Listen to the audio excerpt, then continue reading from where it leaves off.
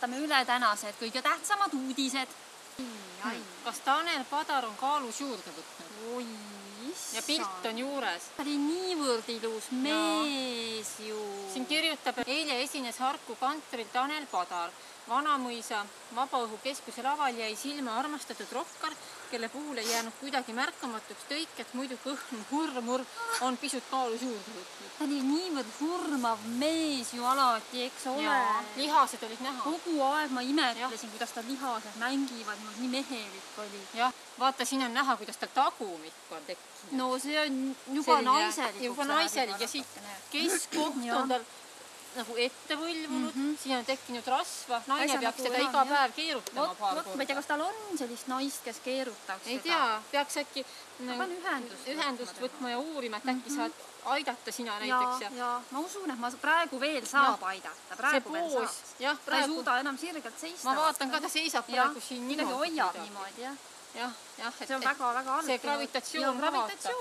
Nagu me teame, siis on välja uuritud, et gravitatsioon hõlmab 90% kogu kesknärvisüsteemi tegevusest. Ja see võib suguhaiguseid, eks ju, siuke kehahoidlus põhjustada, nagu me teame. Jah, see lohvi asi, vaesedke. Täitsa halvasti on praegu. Ma vaatan, et tal meheliku jooned hakkavad kaduma, selles mõttes, et mehe ainevahetus on kiire.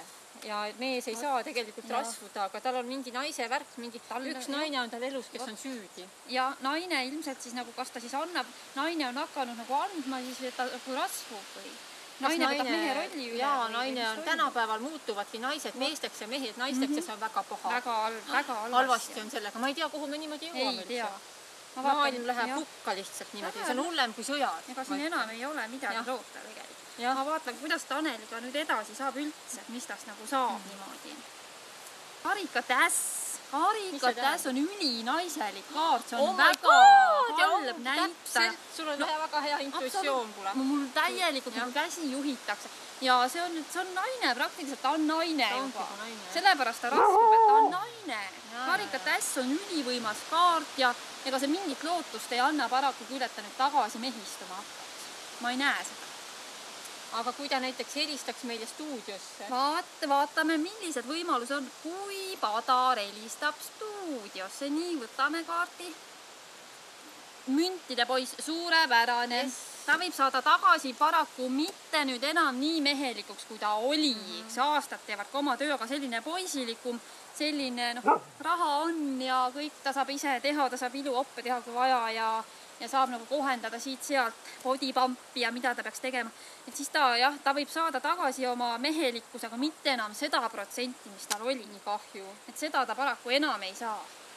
Siin on aeg oma töö teinud, naised on oma töö teinud. Oi, naised on ikka ussid küll. On. Naine ussitab niimoodi, et mees muutub naiseks praktiliselt. See on uskumatu, mis toimub.